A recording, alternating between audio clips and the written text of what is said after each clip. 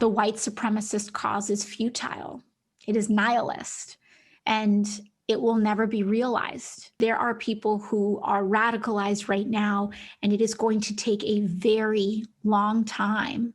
And it's going to take a long time and a lot of effort to de-radicalize those people. Now, that is not to say that all hope is lost. We probably need to double, triple, quadruple, or increase funding for these de-radicalization programs. Congresswoman Alexandria Ocasio-Cortez pitching the idea to bridge America's racial divide from her perspective. She went on to say President Trump represents the quote-unquote poison of white supremacy. But on this Dr. Martin Luther King Jr. Day, his niece, Dr. Alveda King, writes in a Fox News op-ed, "When my uncle was killed on April 4th, 1968, I remember talking to my daddy about my feelings of hating white people. Daddy rocked me in his arms and said to me, 'White people march with us. They go to jail with us. They pray with us. They live with us. And they die with us. White people didn't kill your uncle. The devil did.'" End quote. Dr. Alveda King joins me now. It is always a better day when I see you. Same here, Harris, and Happy New Year. Thank you. Happy New Year. Let's talk about bridging the divide from AOC's perspective.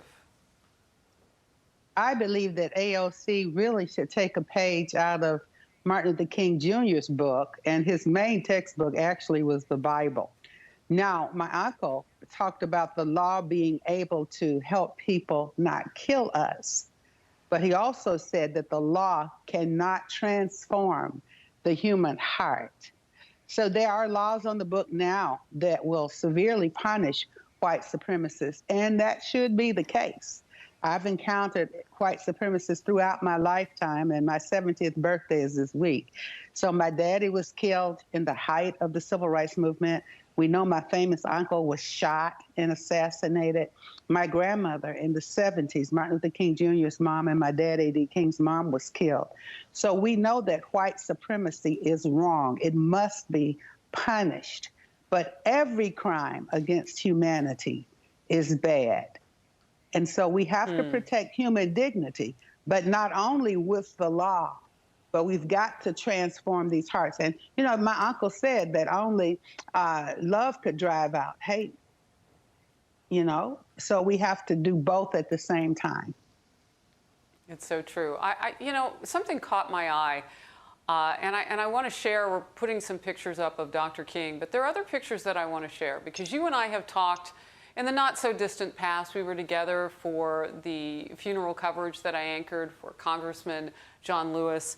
And one of the things that we talked about was how we each can become part of the answer and the solution by bringing people together, whether they resemble each other or disagree, what have you. Absolutely. I'm showing our audience some pictures of you and President Trump, and you have been there at some seminal moments.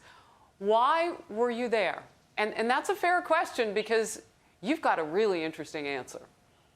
Well, the picture on Air Force One, I'm there with my cousin Isaac Ferris Jr. with Bruce Lavelle, and President Trump is signing into law the Martin Luther King Jr. Park as a national park in Atlanta.